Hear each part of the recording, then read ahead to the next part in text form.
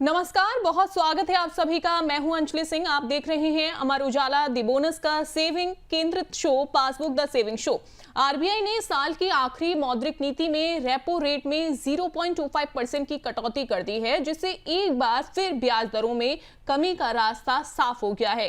ये खबर उन लाखों लोगों के लिए बेहद अहम है जो होम लोन और पर्सनल लोन की ईएमआई चुका रहे हैं।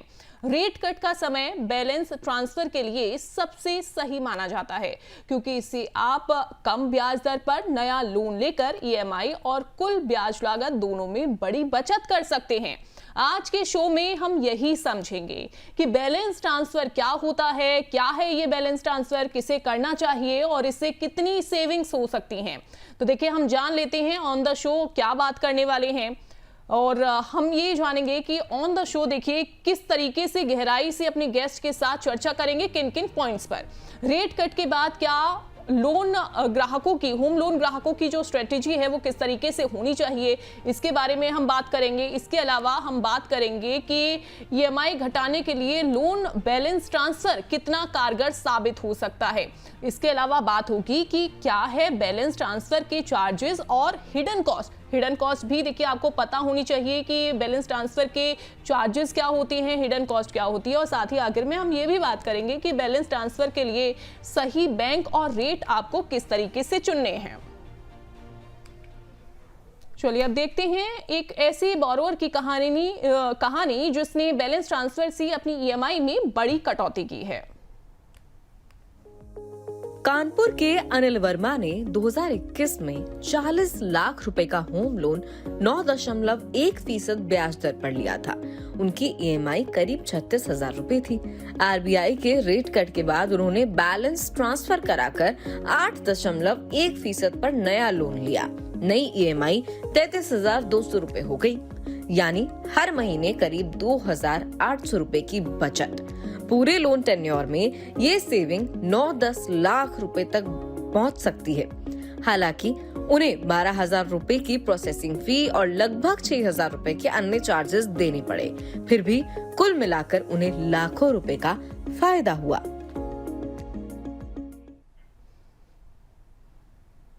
तो देखिए, आज इस टॉपिक पर हम गहराई से चर्चा करने वाले हैं। आज हमारे साथ हैं पर्सनल फाइनेंस एक्सपर्ट और लोन एडवाइजरी स्पेशलिस्ट मंदार जल्किकार जी, जो होम लोन, पर्सनल लोन और बैलेंस ट्रांसफर की गहरी समझ रखते हैं।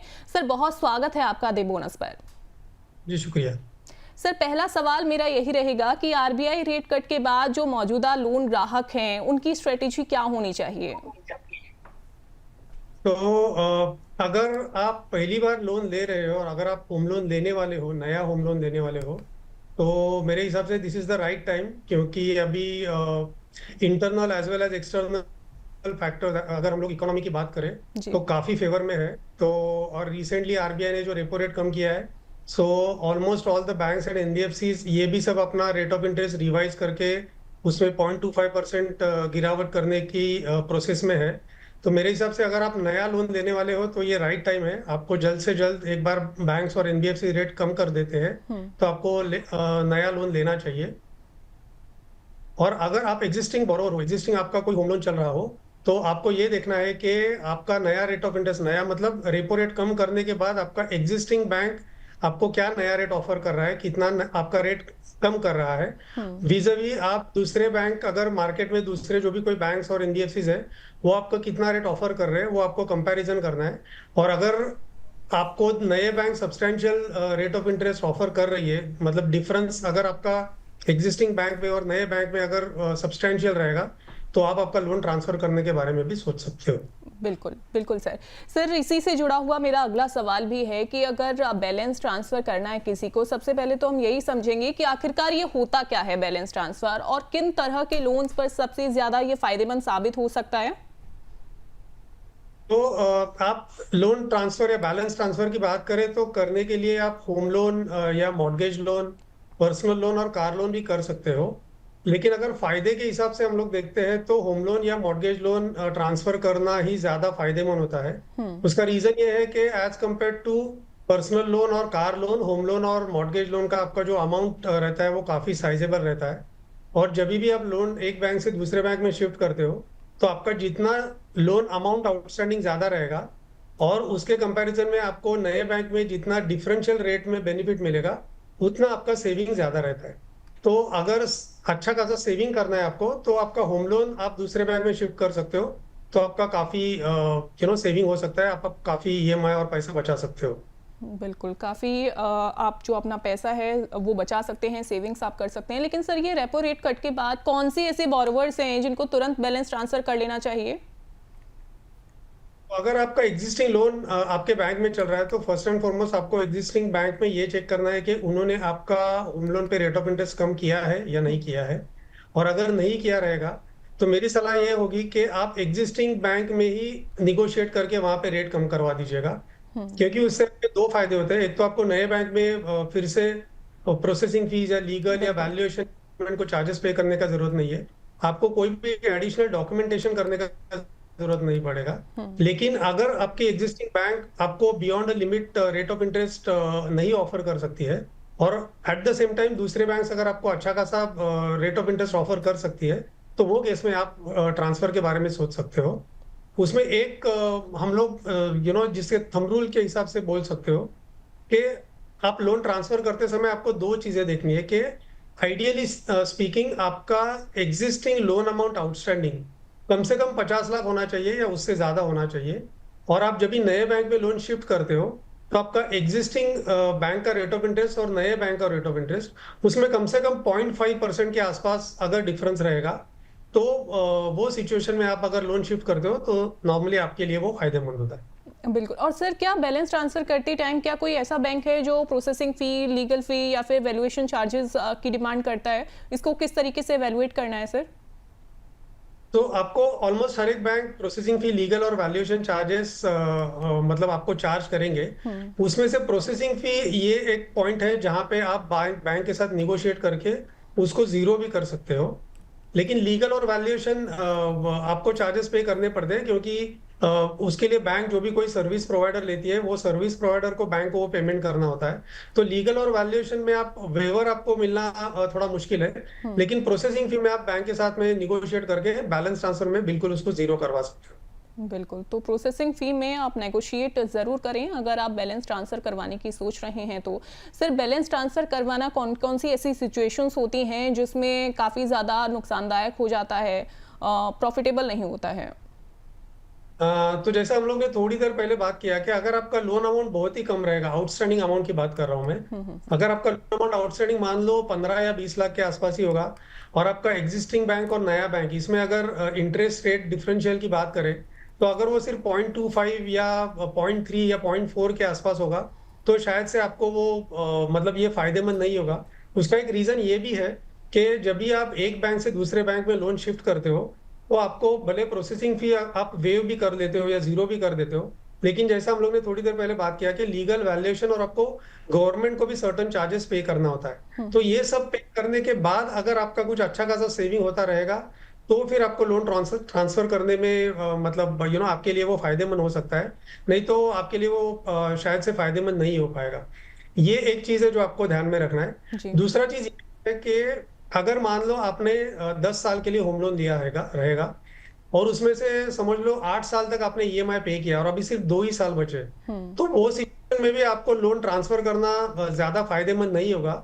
इसमें अगर आपका लोन अमाउंट आउटस्टैंडिंग मान लो 50 लाख से ज्यादा भी रहेगा और आपको नया बैंक जो रेट ऑफ इंटरेस्ट ऑफर कर रहा है उसमें 0.5 या उससे ज्यादा डिफरेंशियल भी रहेगा, तो भी शायद से आपको फायदेमंद नहीं होगा। उसका रीजन ये है कि 10 साल में से 8 साल तक आपने ईएमआई पेमेंट किया है, तो ईएमआई जो रहता है, EMI consist of your principal amount as well as interest amount. आप जब भी लोन लेते हो तभी ईएमआई का मैक्सिमम पोर्शन आपका इंटरेस्ट सर्विस करने में जाता है और सबसे कम पोर्शन ये जो रहता है वो प्रिंसिपल आउटस्टैंडिंग में एडजस्ट हो जाता है जी। लेकिन जैसे जैसे आपका टेन्योर या पीरियड बढ़ते जाता है वो इंटरेस्ट का पोर्शन कम हो जाता है और प्रिंसिपल का जो प्रिंसिपल एडजस्टमेंट होता है उसका पोर्शन बढ़ जाता है। तो जब भी आप लोन क्लोजर की तरफ जाते हो इन टर्म्स ऑफ टेन्योर, तो आपका जो प्रिंसिपल आउटस्टैंडिंग एडजस्ट होता है वो बहुत ज्यादा होता है और वो सिचुएशन में आपको लोन ट्रांसफर करना ज्यादा फायदेमंद नहीं होगा, क्योंकि आपने एग्जिस्टिंग बैंक को बहुत सारे इंटरेस्ट ऑलरेडी पे कर चुके रहते हैं आप, और आप ऐसे सिचुएशन में होते हो कि आपका प्रिंसिपल आउटस्टैंडिंग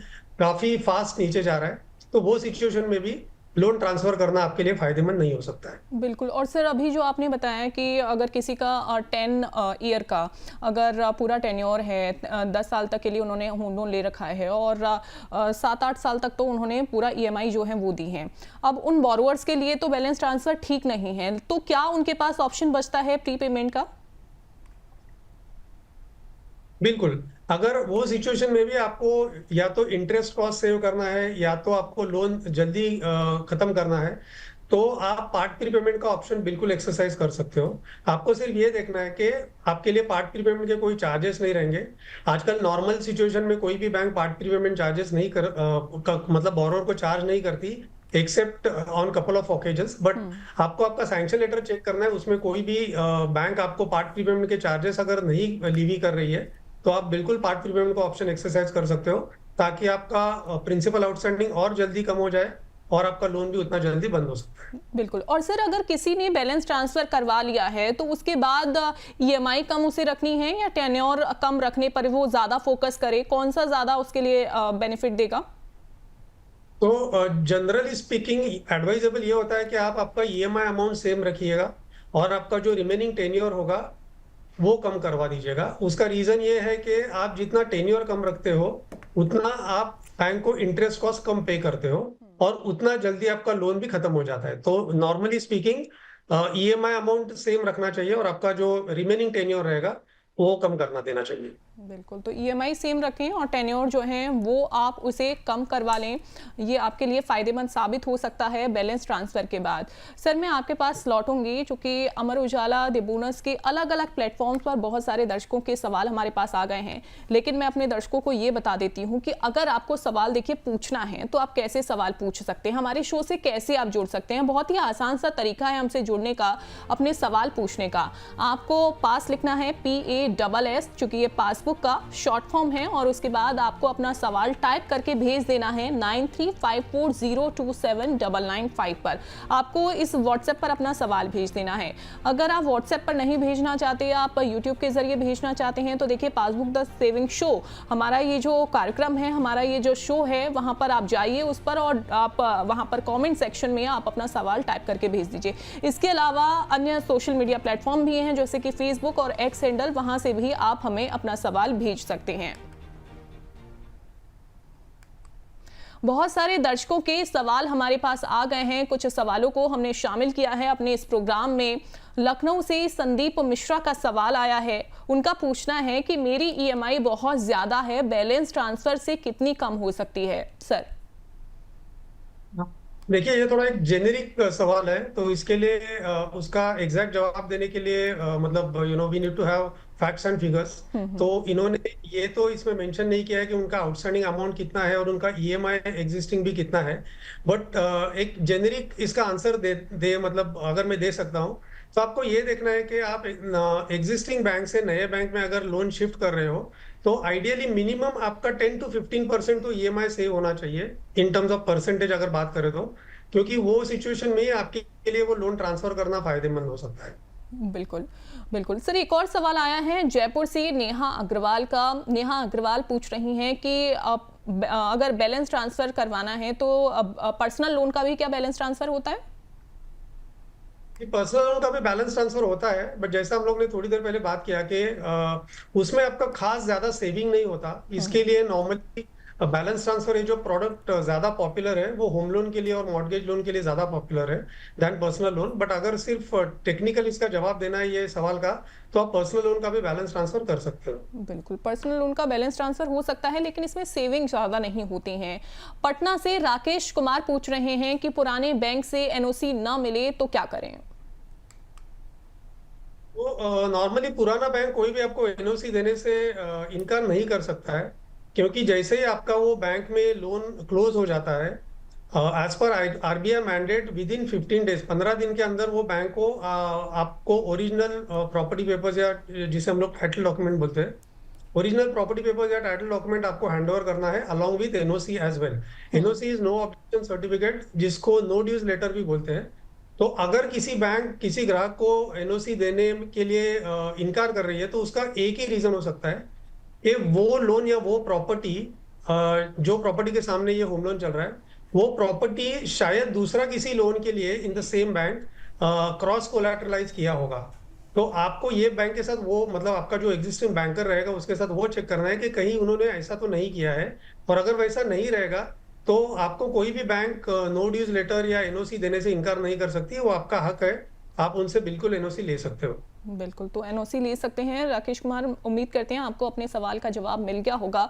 देखिए, अगर आपके मन में भी कोई सवाल है हमारे शो से जुड़ा हुआ तो आप अपना सवाल कैसे पूछ सकते हैं, चलिए वो जान लेते हैं। बहुत ही आसान सा तरीका है और ये शो भी देखिए हम आपके लिए लेकर आते हैं। तरीका पहले जान लेते हैं। पासबुक द सेविंग शो, जो कि पास आपको लिखना है और उसके बाद आपको अपना सवाल टाइप करके भेज देना है व्हाट्सएप पर, जो कि पासबुक का शॉर्ट फॉर्म है PASS, और उसके बाद अपना सवाल टाइप करिए, भेज दीजिए 9354027995 पर। इसके अलावा अगर आप किसी सोशल मीडिया के जरिए हमसे जुड़ना चाहते हैं तो देखिए आपके पास बहुत सारे ऑप्शन भी खुले हैं। आप यूट्यूब के जरिए हमसे जुड़ सकते हैं, आप फेसबुक के जरिए हमसे जुड़ सकते हैं और एक्स हैंडल के जरिए भी हमसे जुड़ सकते हैं। और देखिए यूट्यूब के जरिए तो जुड़ना हमसे बहुत ही ज़्यादा आसान है। जैसे आपने व्हाट्सएप पर अपना सवाल भेजा है वैसे ही आप हमारे शो पर जाइए, पासबुक द सेविंग शो जो हमारा प्रोग्राम है उसमें आप जाइए और इससे जुड़ा हुआ आपका कोई भी सवाल है यूट्यूब पर आपको वहां पर टाइप करके कमेंट सेक्शन में भेज देना है। हम आपके सवाल को ज़रूर शामिल करेंगे, क्योंकि ये ऐसा प्रोग्राम है जो कि आपके खाते से जुड़ा हुआ है, बचत से जुड़ा हुआ है, जिसमें तमाम गेस्ट हमारे साथ जुड़ते हैं। हर हफ्ते ये प्रोग्राम हम आपके लिए लेकर आते हैं जिसमें तमाम सवालों को हम शामिल करते हैं। अब चलते हैं अपनी सहयोगी दिव्या के पास, जो होम लोन से जुड़ी कुछ इंटरेस्टिंग जानकारी आपके लिए लेकर आई हैं। बहुत बहुत शुक्रिया अंजलि। देखिए, आप सभी लोगों को सुनने में बेहद मामूली लग रहा होगा कि 1% का जो फर्क होता है किसी भी लोन की ब्याज दर में, उससे क्या फर्क पड़ जाता है। 1-2% तो बहुत बड़ा आंकड़ा है नहीं जिससे बहुत ज्यादा फर्क पड़ जाएगा। लेकिन आपको बता दें, अलग अलग बैंक अलग अलग ब्याज दर पर आपको लोन देते हैं और 1% की बचत भी उसके ब्याज में आपको लंबी अवधि में बहुत बड़ा फायदा करा सकती है। आप ऐसे ना समझे, लेकिन आप एग्जाम्पल के जरिए जो है बेशक समझेंगे, इसलिए हम आपके लिए एक बेहद ही अच्छा सा एग्जाम्पल लेकर आए हैं। चलिए आपको एग्जाम्पल के थ्रू समझाने की कोशिश करते हैं। देखिए, मान लीजिए एक होम लोन है। होम लोन की 1% ब्याज दर कम होने पर EMI में कैसे आपको फायदा मिलता है ये देखिए लोन राशि 20 लाख रुपए का लोन चल रहा है। आपकी मौजूदा किस्त जो है अभी 17,995 रुपए जा रही है। आपने अपना लोन ट्रांसफर कराया, आपकी किस्त कम हो गई, 1% से आपकी किस्त जो है कम जाएगी, 16,729 रुपए की जो है अब आपकी महीने की किस्त जा रही है। अब महीने की बचत कितनी हुई? 1266 रुपए, जो कि बहुत बड़ा आंकड़ा आपको नहीं लग रहा होगा। लेकिन सालाना बचत देखिए 15,192 रुपए की हो गई है, जो कि एक बड़ा आंकड़ा है। ये तो 20 लाख के लोन की बात हो गई। लोन अगर 30 लाख का है आपका, तो फिर देखिए किस तरीके से 20 साल की अवधि में कैसे, अगर 9% के हिसाब से हम देखें इस 30 लाख के लोन को, तो आप जो भी मासिक किस्त दे रहे थे, इसकी EMI दे रहे थे 26,992 रुपए की दे रहे थे। अब अगर इसी में आपकी जो इंटरेस्ट रेट है वो 9% से घटाकर 8% हो जाता है, आपने अपना लोन ट्रांसफर करा लिया है, तो फिर आपकी महीने की EMI 25,093 रुपए बनेगी। यानी कि महीने की बचत आपकी जो होगी 1,899 रुपए की होगी। और अगर इसी बचत को सालाना पर ले जाएं तो एक साल में आप कुल मिलाकर 22,788 रुपए तक बचा लेंगे। इसके अलावा 40 लाख का लोन अगर आपने लिया है 20 सालों के लिए, पहले आप 9% के हिसाब से इसकी EMI दे रहे थे, तो 35,000 के करीबन आप इसकी EMI दे रहे थे, 35,989 रुपीस। इसके अलावा अगर आपने अपना यही लोन ट्रांसफर कराया, आपकी EMI पर अब जो ब्याज है 9% की दर से नहीं जा रहा है, वो जा रहा है 8% की दर से। उसके बाद आपकी जो नई किस्त है 33,498 रुपए जो है 58 रुपए बनेगी। यानी कि मासिक बचत हुई आपकी 2,531 रुपए, 2,531 रुपए, और सालाना बचत आपकी हो जाएगी 30,372 रुपए, जो कि एक बहुत बड़ा अमाउंट है। साथ ही 50 लाख, आखिर में देखिए 50 लाख का लोन आपका चल रहा है, 20 साल के लिए लोन लिया था आपने, 9% के हिसाब से आप इसके महीने की EMI दे रहे थे 44,000 के आसपास की। अगर वहीं आपने EMI की जो है इंटरेस्ट रेट कम करा दिया, लोन ट्रांसफर करा के 8% पे अब आप इसकी EMI दे रहे हैं, तो 41,822 रुपए आपकी EMI हो गई। देखिए कितना ज्यादा फर्क है, कुल मिलाकर 3,164 रुपए का फर्क यहाँ पर आता है महीने का, और अगर इसी फर्क को सालाना तौर पर हम जोड़ लें तो एक साल में आप कैसे सेव कर पाएंगे? एक साल में आपकी जो बचत हो जाएगी 37,968 रुपए के आसपास हो जाएगी। ये 1% आपको सुनने में बेहद कम लग रहा होगा, लेकिन देखिए सालाना तौर पर कितनी ज्यादा बचत सिर्फ 1% ब्याज दर कम होने से हो रही है, और वहीं 20 साल में सोचिए आप कितने ज्यादा पैसे बचा पाएंगे। बहुत शुक्रिया दिव्या, बहुत ही विस्तार से आपने ये जानकारी दे दी कि 1% अगर रेपो रेट यहाँ पर कम हुआ है, रेट कम हुआ है, तो कितनी ज़्यादा जो बचत है वो हो सकती है। चलिए एक बार फिर से अपने गेस्ट के पास लौट चलते हैं। सर हमारे साथ जुड़े हुए हैं।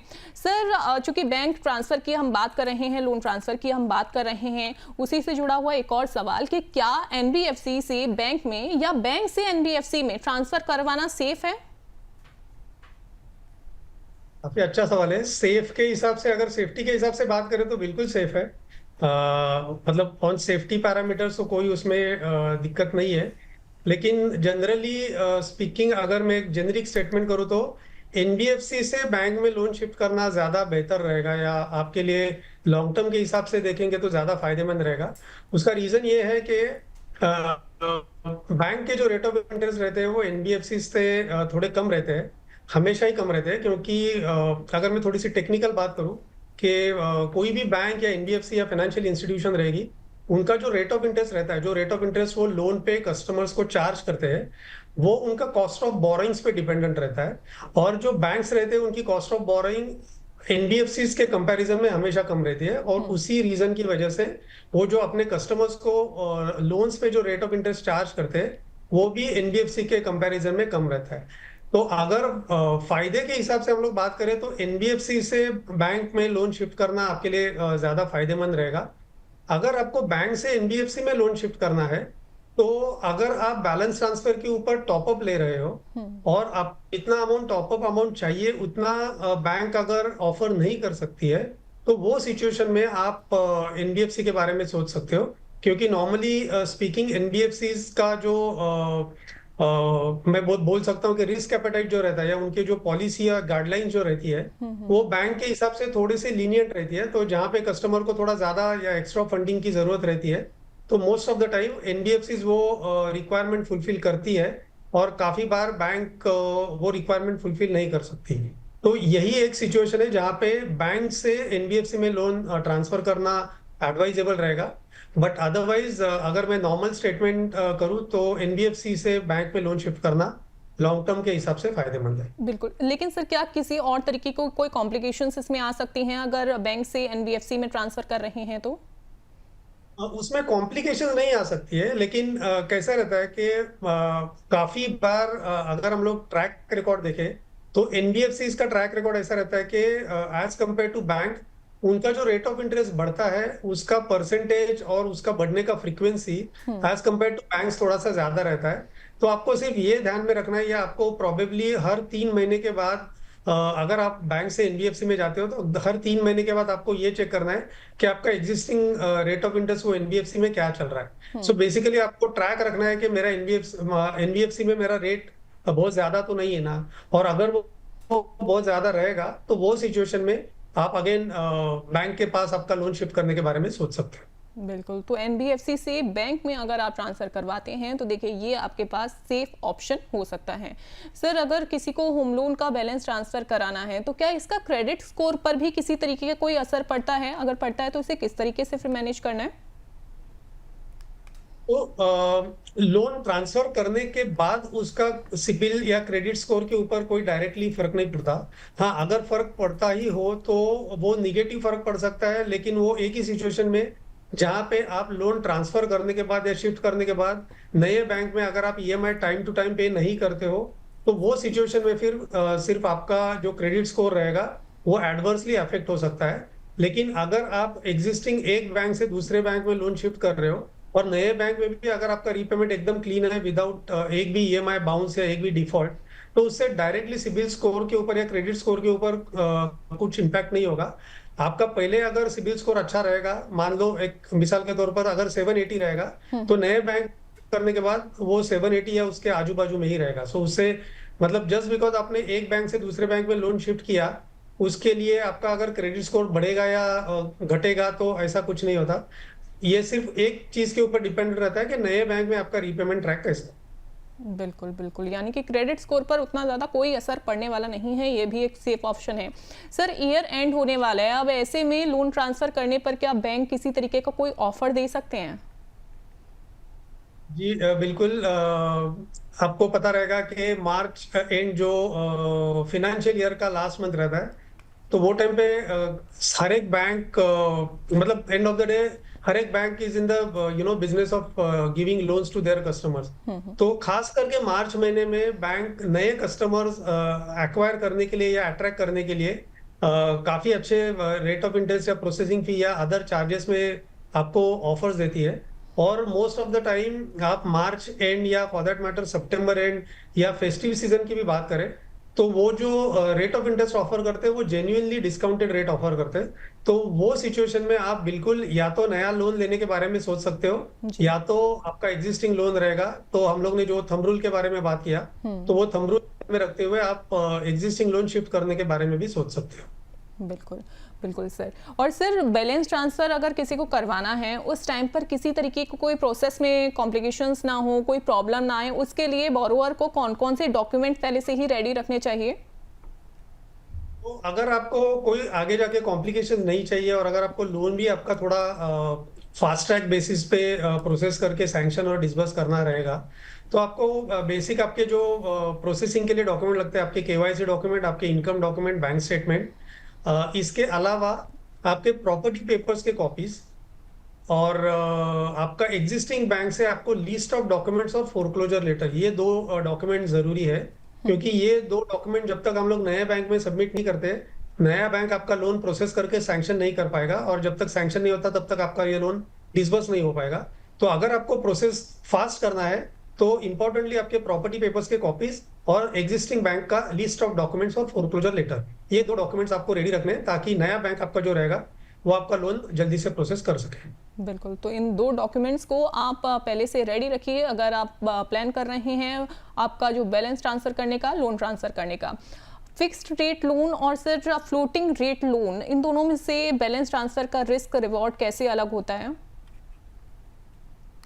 तो अगर आपका एग्जिस्टिंग लोन फ्लोटिंग रेट पे रहेगा, तो आपको जब भी आप लोन एक बैंक से दूसरे बैंक में शिफ्ट करते हो तो वो आपके लिए थोड़ा फायदेमंद हो सकता है। उसका रीजन ये है कि वो सिचुएशन में बैंक आपको फोरक्लोजर चार्जेस नहीं लगा सकती। सो आरबीआई का रूल ये है कि अगर आप इंडिविजुअल बोरोवर हो और उसमें कोई भी नॉन इंडिविजुअल एंटिटी लोन पे नहीं है।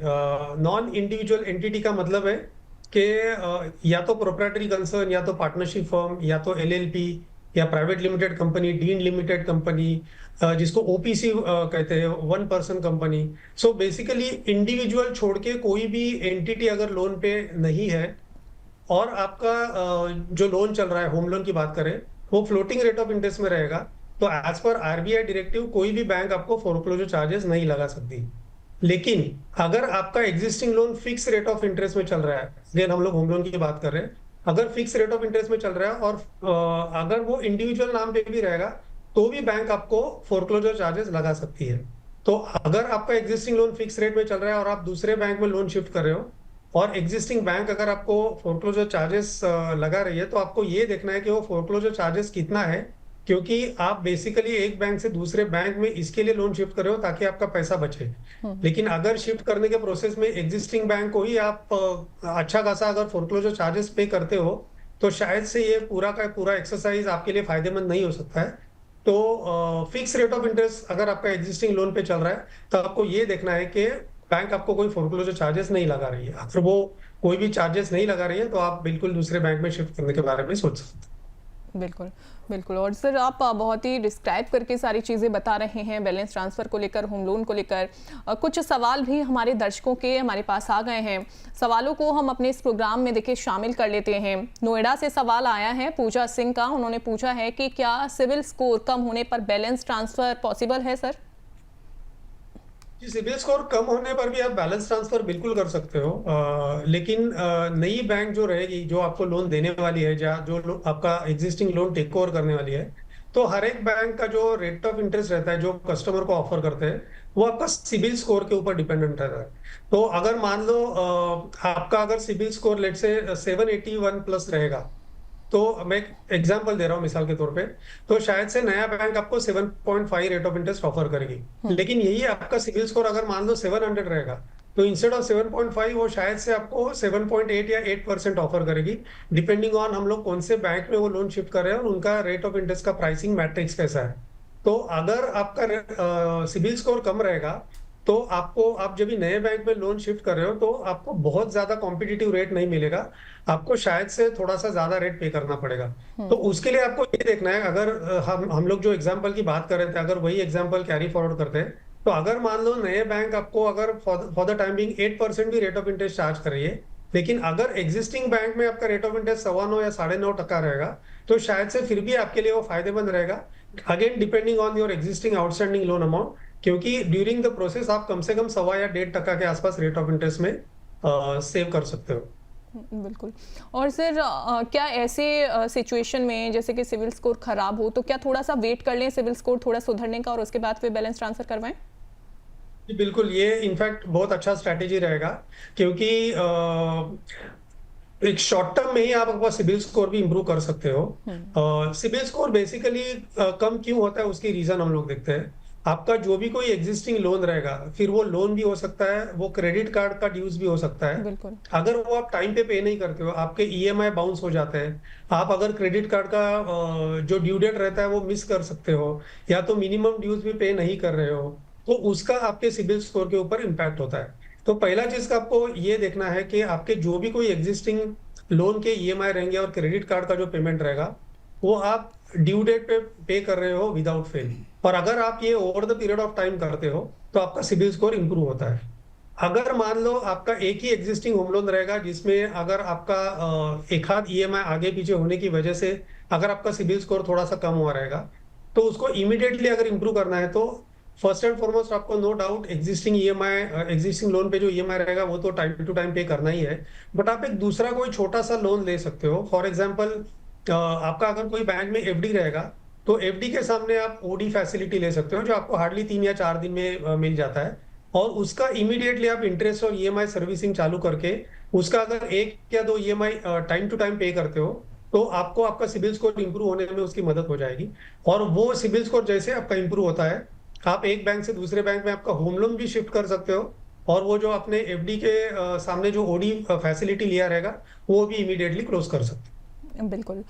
भोपाल से सवाल सर आया है अमित वर्मा का, इन्होंने पूछा है कि टॉप अप लोन का भी बैलेंस ट्रांसफर क्या किया जा सकता है? बिल्कुल, टॉप अप लोन का भी बैलेंस ट्रांसफर किया जा सकता है। इनफैक्ट टॉप अप लोन के बारे में हम लोग ज्यादा डिटेल में बात नहीं किया, बट टॉप अप लोन आपका ईएमआई सेव करने के लिए बहुत अच्छा प्रोडक्ट है। इसमें क्या रहता है, बेसिकली आपका जो होम लोन रहता है उसको ही बैंक एडिशनल एक लोन देती है, और वो सेम लोन के लिए आपका जो एग्जिस्टिंग प्रॉपर्टी या कोलैटरल रहेगा, वही सिक्योरिटी करके बैंक मतलब वो प्रॉपर्टी के सामने ही क्रॉस कोलैटरल कर देती है।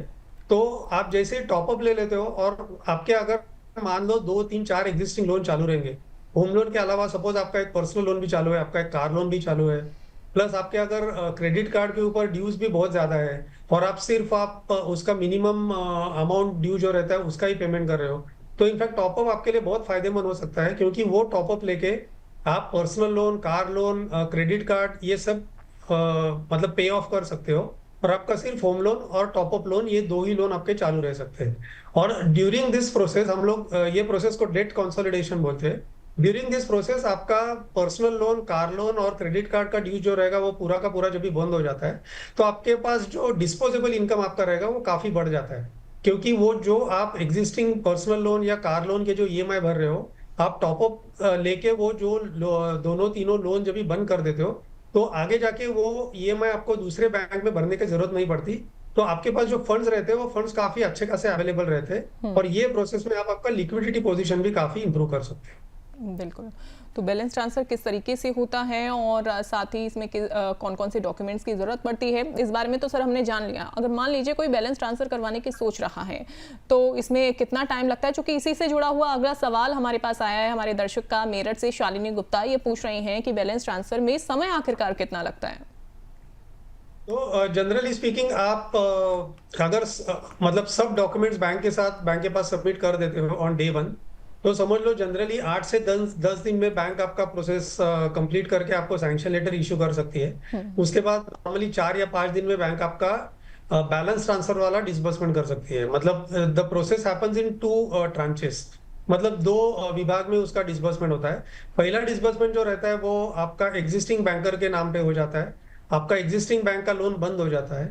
वो लोन बंद होने के बाद विद इन 15 डेज, 15 दिन के अंदर आपकी एग्जिस्टिंग बैंक जो रहेगी वो आपको original property papers hand over कर देती है। जी। वो ओरिजिनल प्रॉपर्टी पेपर्स आपको नए बैंक में सबमिट करना है, और उसके बाद नया बैंक आपको with in 3 to 4 working days top up के जो फंड्स रहेंगे वो आपके नाम पे रिलीज कर देगी।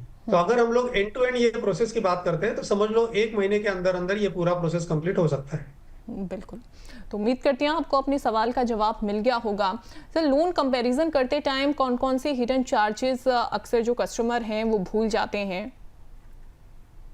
तो हिडन चार्जेस की अगर हम लोग बात करें तो अगर आप जो भी कोई बैंक से लोन ले रहे हो उसका सैंक्शन लेटर आप अगर पूरे से पढ़ते हो तो हिडन चार्जेस के बारे में उसमें कोई गुंजाइश नहीं रहेगी, क्योंकि जो भी कोई बैंक आपको चार्जेस लीवी करने वाले या जो भी आपको बैंक बोलेगी कि आप ये चार्जेस आपको मुझे पे करना है, at the same time government को भी पे करना है, तो वो सब चार्जेस आपके सैंक्शन लेटर पे मेंशन कर देती है। तो अगर आप एज अ कस्टमर आपका ये जिम्मेदारी रहता है कि वो सैंक्शन लेटर आप बारीकी से पढ़े, उसके जो भी कोई क्लॉजेस है वो अच्छे से समझ ले, और अगर उसमें कोई चीज आपको समझ में नहीं आती है तो आप बैंकर को पूछ सकते हो कि ये कौन से चार्जेस है जो मेरे को पे करने हैं और उसका नेचर क्या है, मतलब वो पे करने की मेरे को क्या जरूरत है। तो अगर ये सब क्लैरिटी आप रखते हो तो आपको हिडन चार्जेस के बारे में मतलब डरने की कोई जरूरत नहीं है, क्योंकि पहले काफी ऐसा होता था कि बहुत सारे कस्टमर्स के कंप्लेंट्स आते थे कि बैंक ने काफी सारे हिडन चार्जेस मुझे लगाए जो मुझे पहले बताया नहीं था। लेकिन अभी कोई भी बैंक का सैंक्शन लेटर रहेगा, जो फाइनल सैंक्शन लेटर रहता है उसमें सब टर्म्स एंड कंडीशंस मेंशन किए रहते हैं। बिल्कुल। और सर, एग्जिस्टिंग बोरोवर्स को अपनी ईएमआई कम करने के लिए कौन कौन से 3 इमीडिएट स्टेप्स उठाने चाहिए? सो अगर 3 स्टेप्स की बात करें तो first and foremost is rate cut, मतलब आपको इंटरेस्ट रेट आपका कम करवाना चाहिए। फिर उसके 2 तरीके, या तो एग्जिस्टिंग बैंक के साथ ही निगोशिएट करके आप रेट कम कर सकते हो, और आप सवाल का दूसरा जवाब ये है कि अगर एग्जिस्टिंग बैंक आपको या तो रेट कम नहीं कर रही है या सब्सटेंशियली आपको रेट ऑफ इंटरेस्ट आपका कम नहीं कर रही है, तो दूसरा ऑप्शन आपके पास ये है कि आप बैलेंस ट्रांसफर कर सकते हो, आप दूसरे बैंक में आपका एग्जिस्टिंग लोन शिफ्ट कर सकते हो। और उसका तीसरा, आपके सवाल का तीसरा जवाब यह है कि आप पार्ट प्रीपेमेंट कर सकते हो, क्योंकि अगर आपका आउटस्टैंडिंग अमाउंट कम रहेगा, या तो हम लोग ने थोड़ी देर पहले जैसे बात किया कि आपका 10 साल का लोन रहेगा बिल्कुल। और अगर 8 साल उसमें से आपने लोन का रीपेमेंट किया होगा, तो वो सिचुएशन में आपको लोन ट्रांसफर करना शायद से आपके लिए फायदेमंद नहीं रहेगा। तो वो सिचुएशन में आप पार्ट प्रीपेमेंट कर सकते हो, जिससे आपका पार्ट प्रिंसिपल आउटस्टैंडिंग भी कम हो जाएगा और एट द सेम टाइम आपका लोन भी जल्दी बंद हो जाएगा। बिल्कुल। और सर, अकॉर्डिंग टू यू, अगर आगे भी रेट कट्स आते हैं तो बोरोवर्स को बार बार बैलेंस ट्रांसफर करवाना चाहिए या फिर लंबे समय के लिए एक बार ही सही रेट पर लॉक कर लेना चाहिए? देखो, बहुत बार बैलेंस ट्रांसफर करना भी मतलब एडवाइजेबल नहीं है, क्योंकि हर टाइम पे आप चलो मान लो कि बैंक आपका प्रोसेसिंग फी भी 0 कर देगी, लेकिन आपको लीगल वैल्यूएशन ये सब चार्जेस पे करने हैं, प्लस आपको गवर्नमेंट को भी सर्टन अमाउंट पे करनी रहती है। तो वो बार बार करने से अच्छा है कि आप एक ही बार जब भी शिफ्ट करते हो तो ये देख लीजिएगा कि आप जो भी नए बैंक में आपका लोन शिफ्ट कर रहे हो वो नए बैंक का मतलब मार्केट में रेपुटेशन या स्टैंडिंग कैसा है in terms of revision in the existing rate of interest. तो अगर वो बैंक का मतलब रेपुटेशन अच्छा रहेगा कि ये bank unnecessarily rate of interest नहीं बढ़ाती है, तो आप वहां पे शिफ्ट करके मतलब बिल्कुल एक ही बार शिफ्ट कर सकते हो।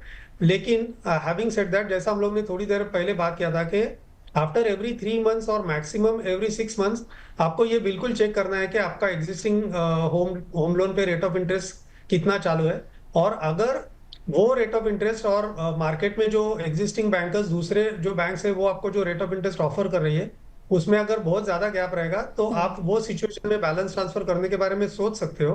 बट बार बार मतलब आपका एक बैंक से दूसरे बैंक में लोन ट्रांसफर करना तो एडवाइजेबल नहीं है। बिल्कुल। बिल्कुल, बहुत शुक्रिया सर, आपने विस्तार से जानकारी दी है बैलेंस ट्रांसफ़र को लेकर और आरबीआई का ये जो न्यू रेट कट को लेकर जो नया फरमान आया है उसको लेकर भी, और साथ ही विस्तार से हमने जाना कि बैलेंस ट्रांसफ़र अगर करवाना है तो कितना ज़्यादा फ़ायदेमंद ये हो सकता है, किस तरीके से फ़ायदेमंद हो सकता है अगर आपने होम लोन ले रखा है। सर बहुत शुक्रिया आपका, थैंक यू सो मच। क्यों, शुक्रिया, thank you, that's a lot.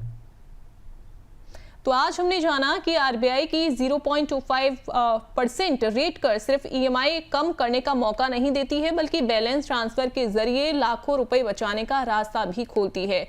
लेकिन ट्रांसफर से पहले चार्जेस, टेन्योर और सिबिल स्कोर जैसे पहलुओं को समझना भी बेहद जरूरी है। पासबुक द सेविंग शो में हम आपकी सेविंग से जुड़े हर फैसले को आसान बनाने की कोशिश करते हैं। अगली बार हम फिर मिलेंगे अगले हफ्ते एक और नए टॉपिक के साथ। तब तक आप देखते रहिए द बोनस।